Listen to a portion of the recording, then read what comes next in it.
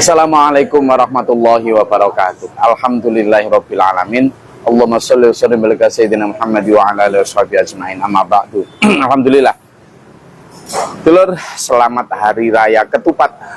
Jadi Hari Raya Ketupat itu sebuah sebutan ya untuk Hari Raya kedua setelah Syawal kita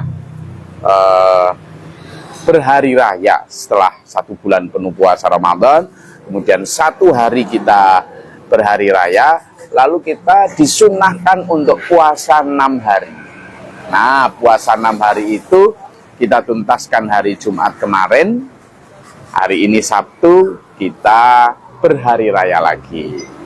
Makan ketupat. Alhamdulillah, alhamdulillah. Tadi sebenarnya saya ingin menunjukkan ketupatnya, cuma sekarang saya ada di perjalanan sehingga tidak sempat bawa ketupatnya.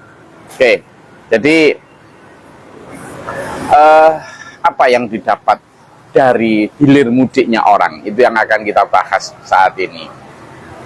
Gini dulur, seperti yang kita bahas sekitar 2 pekan yang lalu, bahwa mudik itu, kalau orang mudik dari satu provinsi ke provinsi lain, atau dari satu desa ke desa, kota ke desa yang lain, orang mudik punya pilihan. Kalau nggak punya sangu, nggak mudik. Kalau punya sangu, mudik, kan gitu. Tapi kalau kita mudik ke akhirat, kita nggak punya pilihan. Punya sangu atau nggak punya sangu, dipaksa sama si malaikat Israel, si pemutus segala rasa. Kita nggak punya pilihan. Maka siap nggak siap, kita harus siap. Maka we must be ready anytime. Artinya kita always ready. Berarti apa? Kehidupan kita harusnya diperuntukkan untuk mempersiapkan itu. Yang pertama tentang mudik, jadi kita harus siap. Yang kedua adalah kita juga kemarin yang pekan lalu kita bahas tentang bagaimana mudik itu punya 2 pilihan. Mudik sebagai orang melarat, maka sangat berisiko terlantar di jalan, dan juga ketika di rumah nggak punya apa-apa untuk disuguhkan, makanan pun mungkin nggak ada. Tapi mudik sebagai konglomerat, maka kita di jalan makanan enak, kendaraan juga nyaman, dan ketika di rumah pun kita bisa menyuguhkan hal-hal yang mewah. Nah, itu juga gambaran ketika kita mudik ke akhirat, di mana kita mudik ke akhirat juga punya 2 pilihan, mau mudik sebagai orang melarat akhirat atau mudik sebagai konglomerat akhirat. Nah, ketika kita mudik sebagai orang melarat, ya kita nggak perlu persiapan sangu, kita duduknya habis-habisan aja, semuanya kita puas-puasin, nggak perlu ngirim sangu ke sana, nggak perlu sedekah, tapi resikonya di rest area barzakh itu, di alam kubur itu, kita bisa jadi terlantar, naudzubillah min dzalik. Dan mungkin bahkan di sana ketika haus pun akan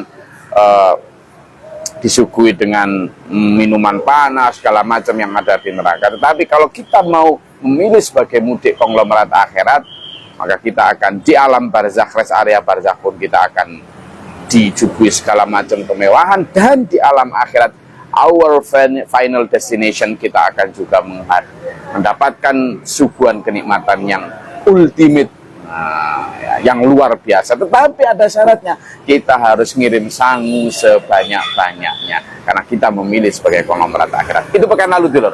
Nah, pekan ini saya ingin ngajak sedikit begini dulur ya. Jadi ketika kita memilih sebagai orang-orang yang mudik akhirat, itu kita di dunia ini ya, di dunia ini dulu kita berarti sudah harus punya the aims, the purpose of life. Kita harus punya tujuan hidup, gitu loh dulu. Saya kok melihat begini, begitu kita sudah punya tujuan hidup, ya tujuan hidup, maka sedih dan bahagia dalam perjalanan meraih tujuan hidup itu kita pandang dan kita nikmati sebagai sebuah keniscayaan perputaran roda. Ketika kita mampu di level itu melihat bahwa sedih, bahagia, sukses, gagal dalam perjalanan mencari tujuan hidup tadi, maka kita akan kemudian menganggap itu sebagai sebuah keniscayaan yang mau tidak mau kita akan melihatnya sebagai sesuatu yang biasa. Biasa bagaimana? Tentu kita tetap akan sedih, tentu kita tetap akan bahagia. Tetapi kemudian dalam kesedihan itu kita juga nggak terlalu larut di dalam histeria kesedihan, tapi juga tidak terlalu hanyut di dalam euforia kebahagiaan ketika bahagia. Kita selalu melihat bahwa the final goal atau the ultimate purpose satu tujuan akhir itu mesti nanti pasca titik finish dari perjalanan hidup. Jadi kebahagiaan sejati dan sebagainya itu nanti, nggak mungkin kita dapat sekarang, nggak mungkin, karena kita bahagia mesti di akhir, di ujungnya ada ketidakbahagiaan mesti ada ujungnya bahagia, selalu ada begitu. Nah, maka gimana dulu? Coba kita lihat ya, kalau nggak percaya, gini, kita itu ketika bicara hidup ya, dalam satu hari kita punya 24 jam, ya kan? Punya 24 jam. Nah, dalam 24 jam kita itu tidur mungkin antara 6 sampai 8 jam. Oke. Kita bekerja antara 8 sampai 10 jam. Oke. Lalu dari 8 jam itu kita dapat sesuatu, kita hanya dikasih upah makan 3 piring nasi atau 3 piring apapun makanan pokok sampean, 3 piring. Ini cuma ini aja. Kita dikasih istirahat, itu pun kalau quality rest kita, kualitas istirahat kita itu bagus, maka kita bisa tidur sama 8 jam. Nah, harusnya dulu kita juga berpikir yang 8 jam lagi untuk apa? Kita punya 24 jam, kan gitu.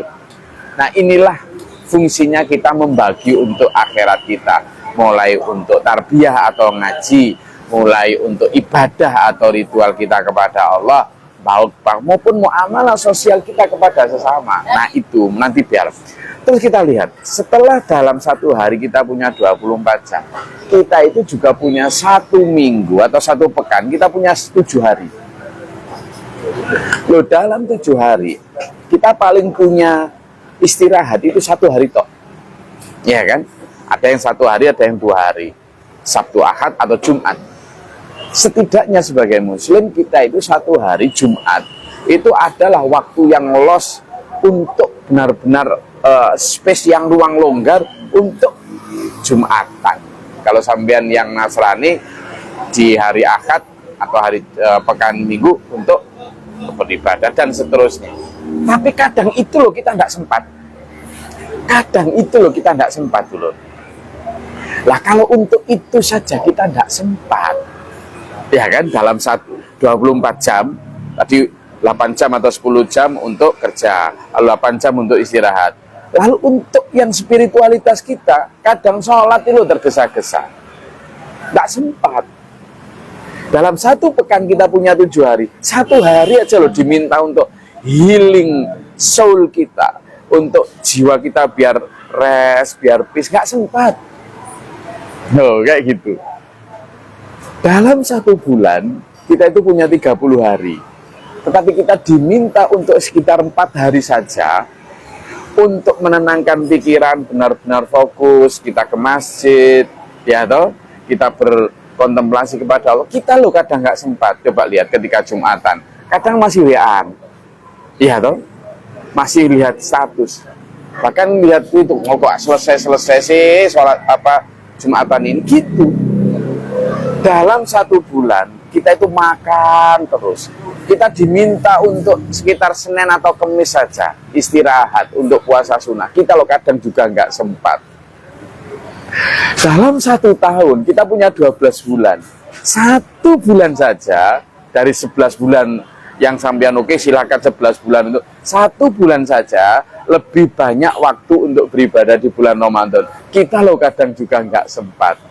Terus dulur, tahun demi tahun berjalan, ujuk-ujuk tiba-tiba mak bedunduk kata orang Jawa. Suddenly kita sudah umur 40. Suddenly ujuk-ujuk kita sudah umur 50. Suddenly kita umur 60. Tidak perlu kerasa kita selama 60, 40 atau 50 tahun tidak ada waktu, jangankan untuk Tuhan, untuk tubuh kita saja loh kadang nggak sempat. Kita seolah bekerja begitu keras seolah-olah untuk kenikmatan kita, padahal ujungnya bahkan kita hanyalah dikasih sepiring nasi. Bahkan baju saja ya hanya yang melekat di badan. Rumah kita mungkin punya megah, tapi yang kita tiduri hanya sepasnya tubuh kita itu tuh loh. Ujuk-ujuk sudah umur 40, tiba-tiba sudah umur 50, suddenly we already got to 60. Terus apa yang didapat tuh? Apa? Ujuk-ujuk tok malaikat Israel datang, hai si fulan, waktumu mudik. Terus kita bilang, saya belum siap. Malaikat balik, oh ya udah enggak apa-apa saya balik. Enggak. You got to go. Kamu harus tetap berangkat. Terus kalau sudah begitu gimana? Itulah makanya dalam surat Al-Munafiqun disampaikan, a'udzubillahi minasyaitonirrajim, bismillahirrahmanirrahim. Anfiqu mimma razaqnakum min qabli ayyati ahadakumul maut. Kamu itu infakkanlah wahai orang-orang beriman, hartamu itu sebelum datangnya mati. Kenapa? Karena kalau sudah datang mati, maka kamu akan teriak-teriak, faqala rabbi laula akhartani ila ajalin qarib. Ya Tuhan, jangan cabut dulu nyawaku, sebentar saja. Ajalin qarib, sebentar saja. Kenapa? Dia pengen balik ke dunia untuk apa? Fa'asaddaqa wa akum minas sholihin. Aku akan bersedekah dan aku akan berkumpul dengan orang-orang yang soleh. Tapi gimana? Telat. Kata Allah, wala yu'akhirallahu nafsan idza jaa ajaluha wallahu khabirun bima ta'malun. Kalau sudah datang ajal seorang tidak akan bisa dimundurkan, ditunda. Allah tahu apa yang kamu lakukan. Kalau sudah kayak gitu, nangis, teriak-teriak. Makanya dulu, coba kita manage hidup kita. Dengan cara apa? Tentukan dulu tujuan hidup kita. Apa itu?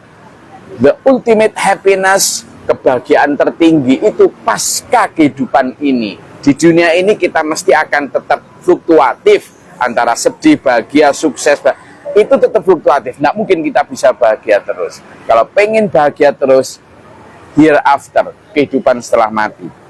Dan itu harus kita canangkan. Maka kita untuk meraih goal ke sana, 7 hari dalam satu pekan, 24 jam dalam satu hari, 30 hari dalam satu bulan, 12 bulan dalam satu tahun. Manage. Mana yang untuk kebutuhan kita jasmani ini, mana yang untuk rohani. Manage mana yang untuk memenuhi kebutuhan hidup kita di dunia, mana yang untuk kebutuhan hidup di akhirat. Manage semuanya. Sehingga pada akhirnya saya bisa mengajak bahwa pada titik ultimate itu kita harus punya satu lagi, the purposes of life, atau tujuan hidup kita. Goalnya mau kemana, supaya kita benar-benar bisa mendrive ini. Dengan drive dengan apa? Dengan Google Map-nya Allah, yakni Quran dan hadis. Insya Allah dulur, nanti begitu kita tahu tujuan hidup kita nggak akan menjalani hidup ini dengan repot. Kita akan menjalaninya dengan benar-benar fokus. Benar-benar kita tahu bahwa oh saat ini sedih, saat ini bahagia, ini hanyalah seperti roda yang kadang berputar di atas, kadang di bawah, kadang di bawah, kadang di atas. Sehingga kita menjalaninya dengan penuh tawakal. Sekali lagi tadi, tidak larut dalam histeria kesedihan dan tidak hanyut dalam euforia kebahagiaan. Karena bahagia sejati kita adalah nanti di akhirat, dan prepare for that.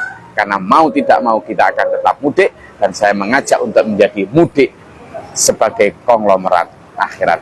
Be prepared. Terima kasih. Itu dari saya. Selamat berhari raya ketupat. Mari kita nikmati hari raya kedua ini dengan mudah-mudahan Allah merahmati berita kita, menuntun kita dalam siratal mustaqim ila akhiri hayya husnul khatimah. Sampai ketemu pekan depan. Billahi taufiq wal hidayah. Wassalamualaikum.